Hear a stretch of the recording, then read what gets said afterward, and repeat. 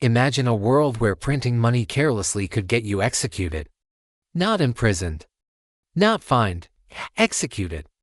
Where debasing the currency, even by a fraction, was considered a crime so heinous that it carried the ultimate penalty. Death. This wasn't some dystopian fantasy or authoritarian nightmare.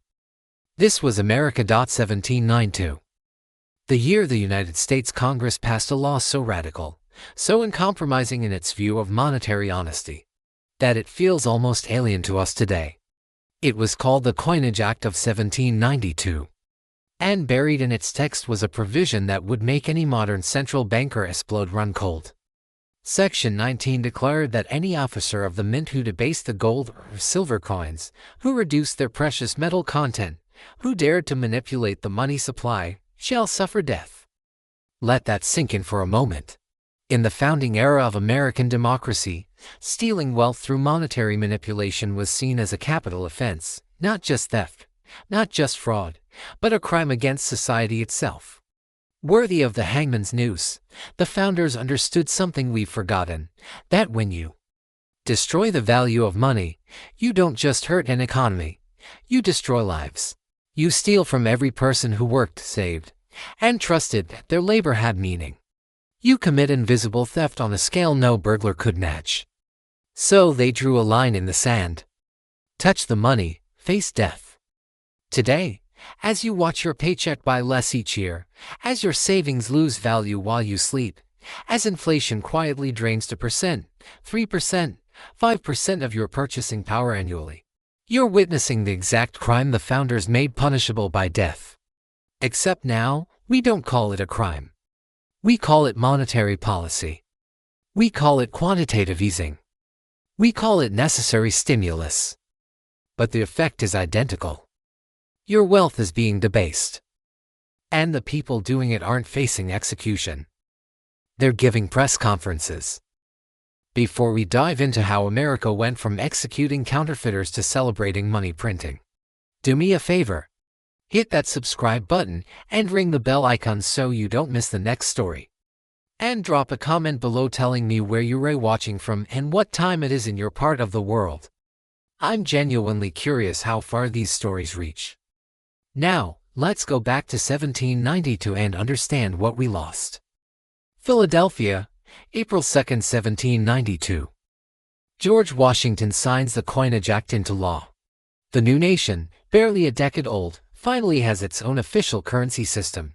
But this wasn't just bureaucracy, this was revolution. At that moment, America was declaring its independence not just politically, but economically, and the man behind the vision was Alexander Hamilton, the first Treasury Secretary. A financial genius who understood that a nation's money was its lifeblood. Walk with me through the chaos that preceded this moment. After the Revolutionary War, America's economy was a disaster. There was no official currency. People used Spanish dollars, British pounds, French livres, Dutch guilders, privately minted coins, and worthless paper notes. The Continental Congress had printed so much paper money during the war that it became a joke. Not worth a continental, people would say. That phrase literally came from America's first experience with hyperinflation. Soldiers who fought for independence were paid in paper that became worthless before they could buy bread. Imagine risking your life for freedom, only to be paid in confetti. Hamilton saw this chaos and understood the solution. America needed real money, not promises, not paper backed by hope, but actual, tangible value. Money you could weigh, test, and trust. So the Coinage Act established something revolutionary. It defined the dollar not as an abstract concept, but as a precise weight of silver. 371¼ grains of pure silver, about 24 grams. That was a dollar. Not a piece of paper with a number. Not a digital entry in a ledger. But actual metal you could hold. The law also defined gold coins, setting the ratio between gold and silver at 15:1. 15 silver dollars equaled 1 gold dollar. This bimetallic system was designed to balance the economy. Gold for large transactions and international trade, silver for everyday commerce and ordinary citizens. But here's what makes the Coinage Act truly extraordinary. It wasn't just about creating coins, it was about creating trust. And the founders knew that trust required consequences. Severe consequences. Section 19 of the Act stated clearly, any officer or employee of the mint who embezzled metals, who took from the ally, who fraudulently debased the coins, would be guilty of a felony. And the punishment, death. They didn't hedge. They didn't create exceptions. They made it absolute. Because they understood that monetary corruption wasn't a victimless crime. When you debase money, you steal from everyone simultaneously. You rob the farmer of his harvest's value, the merchant of his profit's worth, the widow of her savings purchasing power. You commit mass theft in slow motion. Think about the moral clarity of that moment. The same generation that fought a war against tyranny, that wrote the Constitution to protect individual liberty, that created checks and balances to prevent the concentration of power, that same generation looked at money and said, this is sacred, this cannot be manipulated, this cannot be politicized. This must remain honest. And if you violate that trust, you forfeit your life. For the first decades of America's existence, this system worked beautifully. The U.S. Mint opened in Philadelphia in 1792. And it began producing coins according to the strict standards of the Coinage Act. Every coin was carefully weighed. Every batch was tested for purity. Mint officers took oaths to uphold the integrity of the metal, and citizens knew, when they held an American coin, that it represented real value. The dollar gained a reputation as one of the most honest currencies in the world. Foreign merchants trusted it. Domestic commerce thrived on it. It wasn't perfect, nothing human ever is, but it was honest.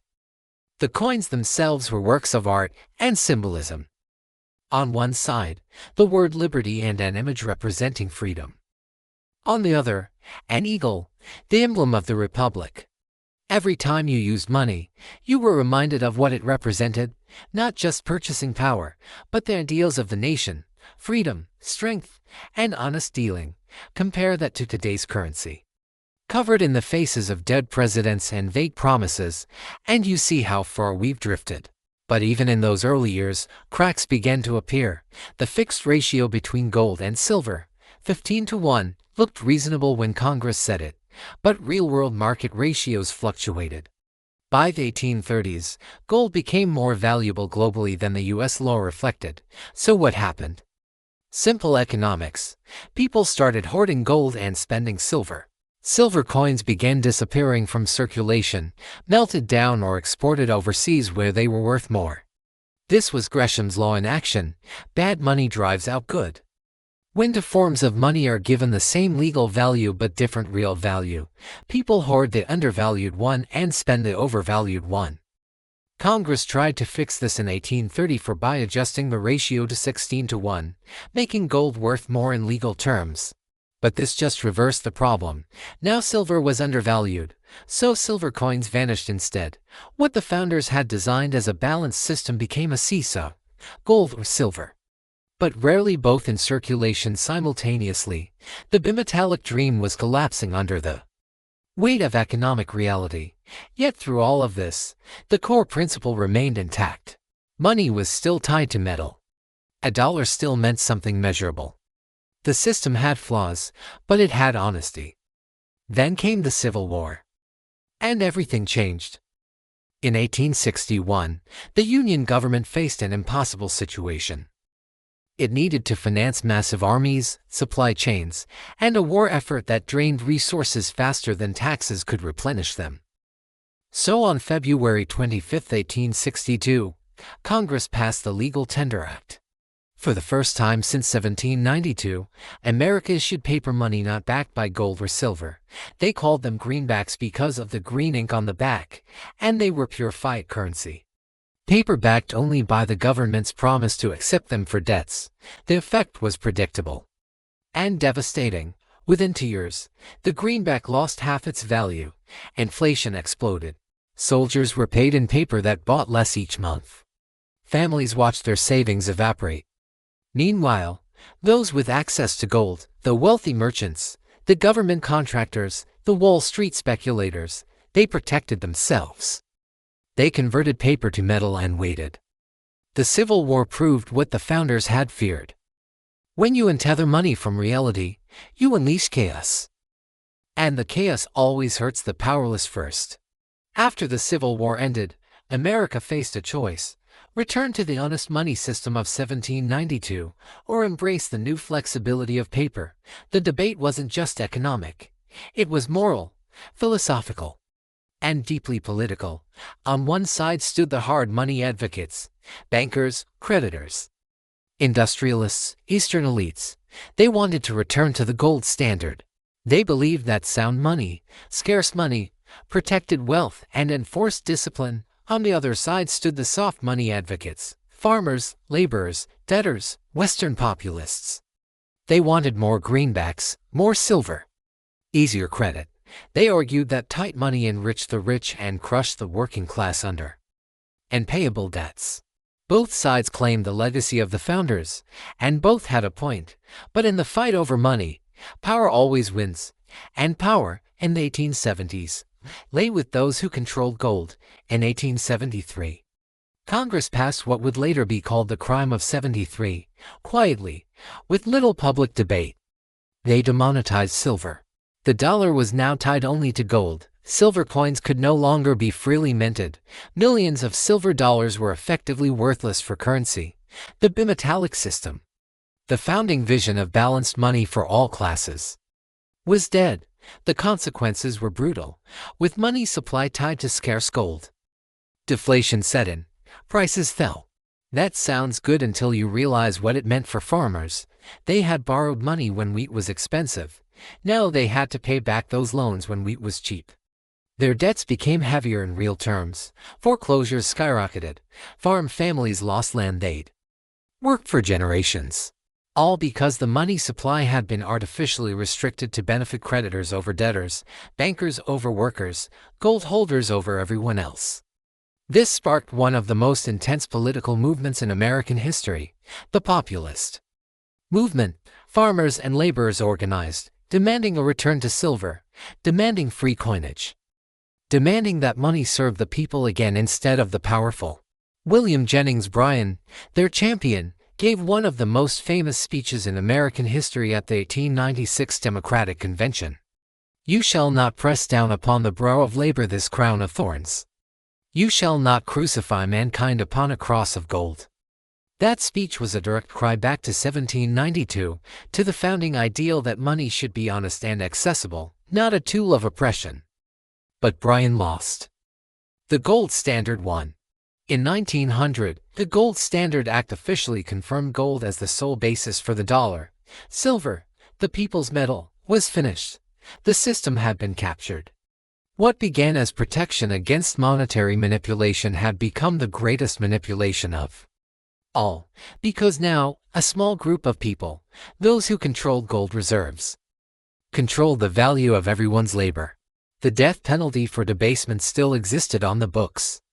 But the real debasement was happening legally, through policy, and no one was being hanged. Then in 1913 came the final institutional shift. The Federal Reserve was created. A central bank with the power to expand or contract credit, to set interest rates, to manage the money supply. In theory, it would stabilize the economy and prevent panics. In practice, it gave unelected officials godlike power over the economy. The founders had feared concentrated financial power so much that they made debasement a capital crime. Now America had institutionalized that power and called it progress. The Fed could create money with accounting entries. Banks could lend many times their deposits through fractional reserve banking. The money supply was no longer constrained by metal. It was constrained only by policy decisions made behind closed doors. The 1920s roared with credit expansion. Then came the crash of 1929 and the Great Depression. And that crisis gave President Franklin D. Roosevelt the justification to do something unthinkable. In 1933, through Executive Order 6102, he made it illegal for American citizens to own gold. Every person was ordered to turn in their gold coins, bars, and certificates to the government in exchange for paper dollars at the rate of $20.67 per ounce. Failure to comply was punishable by up to 10 years in prison and a $10,000 fine. Think about that. The metal that the founders had made the basis of honest money, the metal that represented stored labor and savings, the metal that for 140 years had been the definition of the dollar, was now contraband. The government confiscated it from its own citizens. And then, after collecting all that gold, Roosevelt raised the official price to $35 per ounce. The dollar was devalued by 40% overnight. Every American who had turned in their gold lost 40% of their savings instantly. The government's gold reserves, however, were now worth 40% more. It was the largest wealth transfer from citizens to the state in American history, executed through monetary manipulation. Remember Section 19 of the Coinage Act, the death penalty for debasement.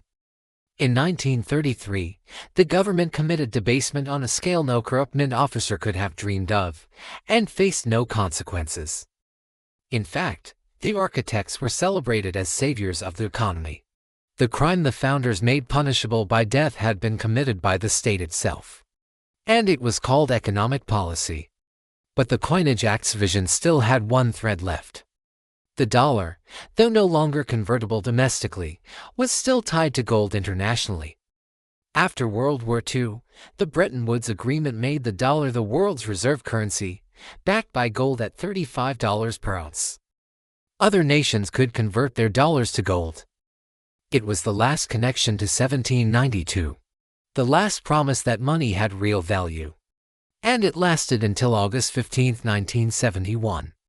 That day, President Richard Nixon appeared on television and announced that the United States would temporarily suspend the dollar's convertibility into gold. Foreign governments could no longer exchange dollars for gold reserves. It was supposed to be a short-term measure to address a balance of payments crisis. It became permanent. The last link between the dollar and precious metal was severed. The Coinage Act's definition of money, 179 years of monetary tradition, was erased with a televised announcement. From that moment forward, the dollar became pure fiat currency. Money backed by nothing except trust in the government and the Federal Reserve. There was no weight, no measure, no metal. Just paper and promises. And the government could create as much of it as it wanted. The death penalty for debasement. Long forgotten. Now the Fed could expand its balance sheet by trillions with a few keystrokes. Congress could run trillion-dollar deficits. Banks could leverage themselves 30-to-1. And inflation, the very crime the founders wanted punished by execution, became a policy tool. Central bankers openly talk about target inflation rates. 2% per year. That means your money is designed to lose value. Built into the system. Let's measure what we've lost. In 1792, a dollar was defined as 371.25 grains of pure silver, about 24 grams. At today's silver prices, that amount of silver is worth approximately $20 to $25. In other words, the modern dollar has lost roughly 95% of its purchasing power compared to the original definition. Your savings, your salary, your labor, all worth 5% of what they would have been under the founding system. That's the cost of abandoning honest money. But it's worse than just numbers on a chart. The death of sound money created winners and losers on a scale the founders would have found horrifying. Who wins when money can be created infinitely? Those closest to the money printer. The government, which can spend without immediate consequences. The banks, which get newly created money first. The Wall Street financiers, who can borrow cheaply and invest before inflation hits. The asset holders, whose stocks and real estate rise with monetary expansion. Who loses? Workers whose wages don't keep up with inflation. Savers whose bank accounts lose value every year. Retirees on fixed incomes.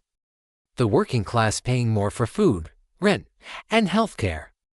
This is called the Cantillon effect, and it's exactly what the founders tried to prevent. Today we live with the consequences of forgetting 1792. The U.S. national debt exceeds $36 trillion and grows by millions every day. The Federal Reserve's balance sheet has exploded from under $1 trillion before 2008 to over $7 trillion today. Money supply expanded so rapidly during the COVID pandemic that 40% of all dollars in existence were created in just 2 years. The inflation that followed, the highest in 40 years, wasn't a surprise. It was inevitable. It was exactly the crime the founders made punishable by death, happening in real time, celebrated as necessary intervention. And now, the next evolution is coming. Central bank digital currencies. The Fed and governments worldwide are developing digital dollars that could replace physical cash entirely. Imagine money that can be programmed. Spent only on approved items. Given expiration dates to force spending. Monitored transaction by transaction. Frozen or seized without physically taking anything from you. This is the final step away from 1792. Not just money disconnected from metal, but money disconnected from freedom itself. The founders would have seen this as the ultimate nightmare. A system where the government doesn't just control the value of money, but controls access to it entirely. Yet here's what gives me hope. People are waking up. They're asking the questions the founders asked. What gives money value? Who benefits from its creation? Why does everything cost more while my paycheck stays the same? And they're seeking alternatives. Gold and silver purchases by individuals have surged. Central banks worldwide are accumulating gold reserves again after decades of selling them. Bitcoin and cryptocurrencies, whatever you think of them, represent millions of people saying, "We don't trust the system anymore. We want money that can't be debased by decree." The spirit of 1792, the demand for honest money, is being reborn in digital form. The Coinage Act of 1792 was more than a law about coins. It was a moral statement. It said that money is trust, and breaking that trust is among the gravest crimes a society can commit. So grave that it merited the ultimate punishment. Our ancestors understood something we've forgotten. That invisible theft through monetary debasement is still theft. That when you destroy the value of money, you destroy lives just as surely as any violent crime. And that protecting the currency isn't just about economics. It's about protecting human dignity, labor's meaning, and society's foundation. The irony is almost poetic. In 1792, America made inflation punishable by death. In 2025, America makes inflation a policy goal. The crime became the system. The punishment became the plan. And the people who would have faced execution now give TED Talks and write best-selling books about why printing money is actually good for you. The founders are gone. Their law has been gutted. But their warning echoes. Every empire that debased its currency collapsed. Rome, France, Weimar Germany, Zimbabwe, Venezuela. The method changes, but the outcome never does. When money dies, civilizations die with it. So the question isn't whether the system built on the ruins of 1792 will fail. History tells us it will. The question is what comes next. Will we rediscover the principles of sound money? Will we build systems that protect the powerless from monetary manipulation? Or will we continue down this path until trust collapses completely and we learn?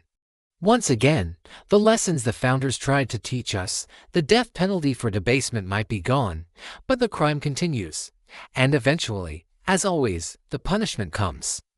Not for the criminals, but for all of us.